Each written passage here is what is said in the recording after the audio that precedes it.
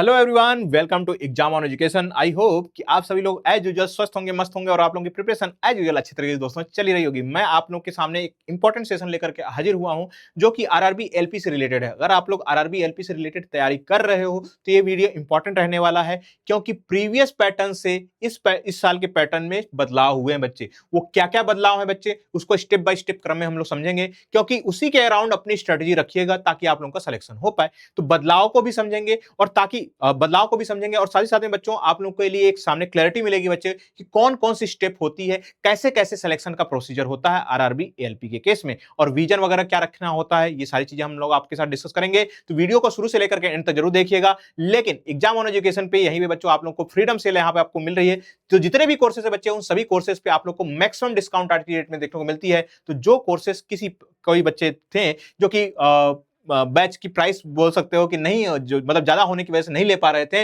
उनके लिए सबसे ज्यादा उत्तम समय है बच्चों, क्योंकि इससे ज्यादा डिस्काउंट आप लोगों को हो सकता है अगले साल ही देखने को मिले, जब भी अगले साल बोल सकते हो कि आप लोग का फ्रीडम सेल आएगा तब तक के लिए। तो इसलिए जल्दी बुक करिए। जो भी करना है बच्चों, आप लोगों को कोर्स वगैरह लेना है तो उस केस में आप लोग इस चीज के साथ जा सकते हो। बाकी हमारे साथी जो भी टेलीग्राम चैनल से कनेक्ट होना चाहते हैं तो ITI बाय विवेक सर है, और जो भी AEJ के बच्चे हमारे कनेक्ट होना चाहते हैं विवेक सर मैकेनिकल से कनेक्ट हो सकते हैं। तो AEJ स्टूडेंट के लिए विवेक सर मैकेनिकल है, और ITI बाय विवेक सर बच्चों ITI के बच्चों के लिए।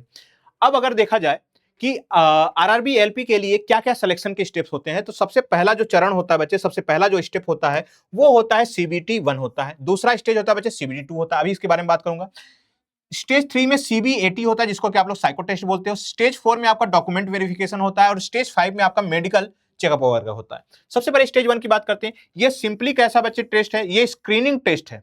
यहां पे किसी प्रकार से आपके मार्क्स के बेसिस पे कैलकुलेशन नहीं होता, यानी आपकी मेरिट इसके बेसिस में नहीं बनती है। यहां पे सिंपली स्टेज 2 में जाने के लिए आपको सिंपली क्वालिफाइंग मार्क्स चाहिए होते हैं बच्चे। तो यहां पे सिंपली CBT 1 में क्वालिफाइंग मार्क्स चाहिए होते हैं। अभी क्या क्या क्या सब्जेक्ट्स रहेंगे उनके ऊपर हम लोग बात करेंगे बच्चों। CBT 2 जो होता है बच्चे इंपॉर्टेंट अपने आप में, इसमें 2 पार्ट होते हैं। अब उन 2 पार्ट के बारे में आगे चर्चा करूंगा। फिर उसके बाद आता है बच्चे CBAT, जिसको कि हम लोग साइको टेस्ट भी बोलते हैं। थर्ड स्टेज होता है, इंपॉर्टेंट है। इस साल यहां पे बदलाव किया गया है, और यहां पर भी इस साल आपको बदलाव देखने को मिलेगा बच्चों। और उसके बाद बच्चे डॉक्यूमेंट वेरिफिकेशन, जो भी आप लोग डॉक्यूमेंट अपलोड करते हो, 10th मार्कशीट वगैरह सारी सारी चीजें आपकी वहां वेरीफाई होती हैं। फिर उसके बाद मेडिकल टेस्ट होता है, जो कि ALP बनने के लिए A1 ग्रेड स्टैंडर्ड चाहिए होती है। तो अब चलिए एक एक करके एक स्टेज को डिकोड करते हैं। तो यहाँ पे CBT 1 में बच्चे स्क्रीनिंग राउंड होती है, पहला चरण है। अब इस दौरान आपको 60 मिनट मिलते हैं बच्चे समय, और उस 60 मिनट के अंदर 75 क्वेश्चन करने रहते हैं, और 1/3 की आपकी निगेटिव मार्किंग रहती है। ठीक है, तो ये 3 चीजें आपको ध्यान में रखनी है। अब कौन कौन से सब्जेक्ट से क्वेश्चन पूछे जाते हैं, तो मैथमेटिक्स हो गया, मेंटल एबिलिटी हो गई, और जनरल साइंस हो गई। मैथमेटिक्स मतलब गणित हो गई बच्चे, मानसिक क्षमता मतलब रीजनिंग हो गई, और फिर उसके बाद जनरल साइंस से यहाँ पे क्वेश्चन पूछे जाते हैं, फिजिक्स, केमिस्ट्री, बायोलॉजी। ठीक है, तो ये सारे सारे सिलेबस रहते हैं बच्चों। और यहाँ पे एक चीज ध्यान रखिएगा, qualifying only marks not counted in the final merit, यानी इसके बेसिस पे आपकी मेरिट नहीं बनती है। अगर आप 0.1 मार्क्स से भी इसको क्रॉस कर लेते हो तो CBT 2 के लिए आप एग्जामिनेशन दे सकते हो, और इससे आपके मेरिट के ऊपर कोई फर्क नहीं पड़ने वाला है। इस बात को आप लोग ध्यान में रखिएगा। अब आते हैं बच्चों यहाँ पे CBT 1 को क्रॉस करने के लिए मिनिमम कट ऑफ और शॉर्ट लिस्टिंग का मेथड क्या है। तो अगर EWS है तो 40% मार्क्स आपको लाना अनिवार्य है, अगर इससे कम लाओगे तो नहीं होगा एज यूजुअल, हालांकि इससे ज्यादा ही नंबर चाहिए होता है। SC ST candidates, sorry OBC और NCL SC कैंडिडेट के लिए वजह 30% है, ST कैंडिडेट के लिए यहाँ पे 25% का रखा गया है। और इसी के साथ अगर हम लोग बढ़े CBT 2 के लिए, जिसको कि हम लोग मेंस एग्जाम भी आप लोग बोल सकते हो, इसमें टोटल 175 क्वेश्चन होते हैं, और टाइम ड्यूरेशन जो होता है 2 घंटे 30 मिनट का होता है, यानी 2.5 घंटे का आपका पेपर होता है। अब इस 2.5 घंटे का 2 पार्ट में डिवीजन होता है। 2 पार्ट में मतलब क्या हो गया बच्चों, 100 क्वेश्चन 90 मिनट्स में करने रहते हैं बच्चे, 1.5 घंटे के आसपास, और यहां पे 75 क्वेश्चंस रहते हैं बच्चों 60 मिनट में करने के लिए। पार्ट बी आपके ट्रेड से रिलेटेड होता है, मतलब जो भी ट्रेड आप डालोगे, फिटर डालोगे, टर्नर डालोगे, मशीनिस्ट डालोगे, कोई भी ट्रेड चूज करोगे बच्चे, उसी पार्ट से सिंपली पूछे जाएंगे। पार्ट बी सिर्फ और सिर्फ क्वालिफाइंग होता है, 35% मार्क्स यहां पे लाना जरूरी होता है बच्चे। अगर 35% मार्क्स से इसमें से कम लाते हो बच्चों, तो आपका ये भी मार्क्स लाना बेकार हो जाता है। तो इस बात को आप लोग ध्यान में रखिएगा कि यहां पे पार्ट ए में क्या करना बच्चे, 35% मार्क्स लाना अनिवार्य है। किसी भी कैटेगरी से बिलोंग करते हो, कुछ भी है बच्चे, तो पार्ट बी में 35% मार्क्स लाना अनिवार्य है। अब यहां पे कौन कौन से सब्जेक्ट कवर किए जाते हैं पार्ट ए में, तो यहां पे मैथ्स होता है, यानी दैट मींस गणित हो गई, फिर रीजनिंग हो गई बच्चे, बेसिक साइंस एंड इंजीनियरिंग जिसको BSCD भी बोला जाता है, फिर पासिंग मार्क्स जो होते हैं बच्चे same age CBT 1 and CBT 2 के समान होता है। तो मतलब क्या है, जो परसेंटाइल यहां पीछे बताया ना, यही सेम क्राइटेरिया फॉलो होता है। लेकिन अब यहाँ पे जो बदलाव हुआ है उसको एक बार समझ लीजिए कि यहाँ पे 35% जो मार्क्स हैं बच्चे कंपलसरी फॉर ऑल कैटेगरी, ये तो था ही, पहले भी था अभी भी है।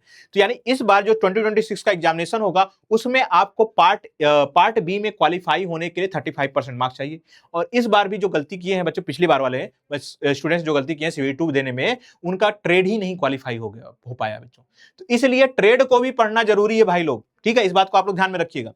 अगर आप पार्ट बी में फेल हो जाते हो तो पार्ट ए का स्कोर आपका अमान्य हो जाएगा, डिसक्वालीफाई आप उसी स्टेज पे हो जाओगे बच्चे, ये बात आप ध्यान रखिएगा बच्चों, ठीक है।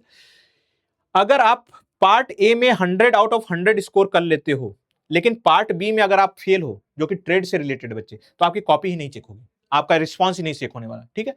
अब देखिए आगे क्या है, स्टेज 3 जो होता है वो होता है साइको टेस्ट।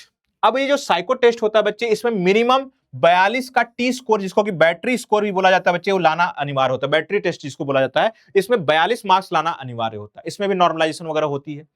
तो mandatory in every test battery, no negative marking, किसी प्रकार की निगेटिव मार्किंग नहीं होती है। इंग्लिश हिंदी ओनली होता है बच्चे, और कोई भी निगेटिव मार्किंग नहीं है। लेकिन यहां पे देखिए कि जब आप लोग का 8 टाइम्स कैंडिडेट को बुलाया जाता है, मतलब जितनी भी वैकेंसी रहेगी CBT1 में जो क्वालिफाई करते हैं CBT2 के लिए, वहां पे 15 टाइम्स होता है बच्चे, और CBT2 में जो क्वालिफाई करते हैं स्टूडेंट, उसका 8 टाइम्स साइको टेस्ट के लिए बुलाया जाता है।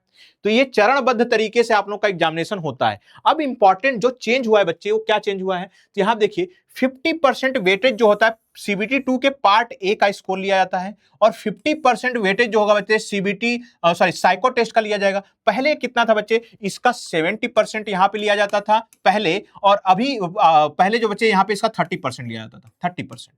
लेकिन अब इसका वेटेज बढ़ा करके कितना कर दिया गया, 50% इसका लिया जाएगा, 50% इसका लिया जाएगा। यानी आपका जो चेंज हुआ है बच्चे, वो यही पैटर्न में चेंज हुआ है। पिछले सालों की तुलना में पहले यहां पे 70% होता था, यहां पे 30% होता था। अब यही बढ़ा करके क्या कर दिया गया बच्चे, दोनों की वेटेज बराबर कर दी गई है। यानी पार्ट ए का स्कोर अच्छा करना है आपको, फिर उसके बाद साइको टेस्ट का भी स्कोर अच्छा करना है। इस बात को आप लोग ध्यान में रखिएगा। यानी पार्ट ए में जो आप लोग स्कोर लाओगे उसका 50% लिया जाएगा, फिर आप लोग जो साइको टेस्ट दोगे उसका 50% लेकर के आप लोग का फाइनल मेरिट आपको बनने वाला है। अब देखिए CBT1 and CBT2 part B score are completely excluded from this calculation. देखिए क्या बोला गया बच्चे, CBT1 और CBT2 के पार्ट बी को आप लोगों का मेरिट नहीं डिसाइड करती है।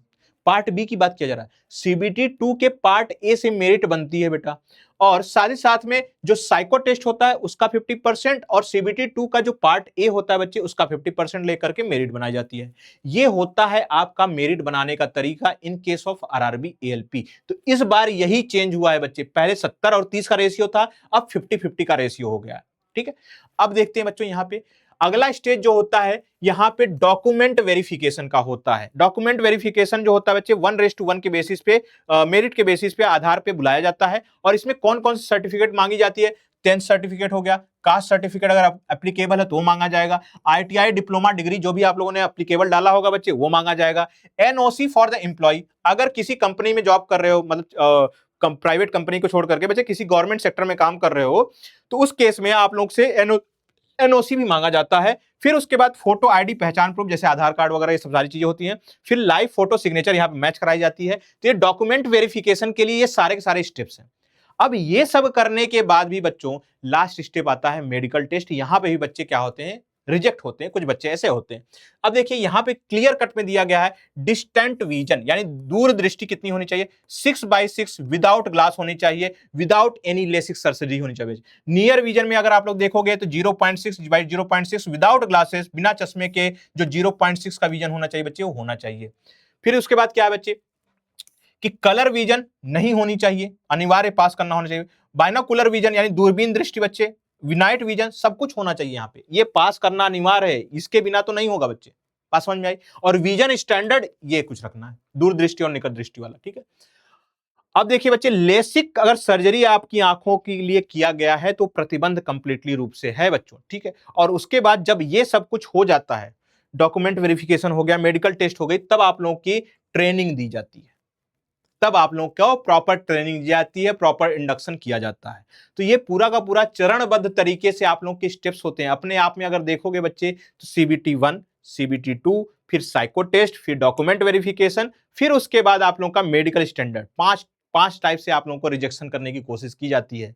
तो आपको अपनी तैयारी बच्चे कम से कम जो आपके हाथ में है तैयारी करना, उसको टॉप नॉच लेवल पे रखना है बच्चे। टॉप नॉच लेवल पे रखने के लिए आपको प्रॉपर गाइडेंस चाहिए होगी, और प्रॉपर गाइडेंस के लिए ये टेलीग्राम चैनल है। और इस टेलीग्राम चैनल से जुड़ने का बेनिफिट आप लोगों को पीडीएफ वगैरह सब कुछ मिल जाता है, लेकिन ऑल टुगेदर आपको गाइडेंस प्रॉपर तरीके से मिलती है बच्चे। चाहे अगर एई से रिलेटेड हो तो मैकेनिकल बाय विवेक सर, सॉरी मैकेनिकल विवेक सर मैकेनिकल पे जुड़ सकते हो, और आईटीआई बाय विवेक सर पे जुड़ सकते हो बच्चे, अगर आईटीआई के स्टूडेंट हो तो। और गाइडेंस में से साथ साथ मैं यहाँ पे आप लोगों को एक चीज बताना चाहूंगा बच्चे, कि एक सही स्ट्रक्चर फॉर्मेट में पढ़ने की भी जरूरत होती है। और पढ़ने की जरूरत जहां पे होगी बच्चे, तो यूट्यूब पे आप लोग तो जानते ही हो कि पढ़ाई उस कदर से नहीं हो पाती है, उस इंटेंशन के साथ नहीं हो पाती है। तो उसके लिए आपको कोर्स की जरूरत पड़ेगी।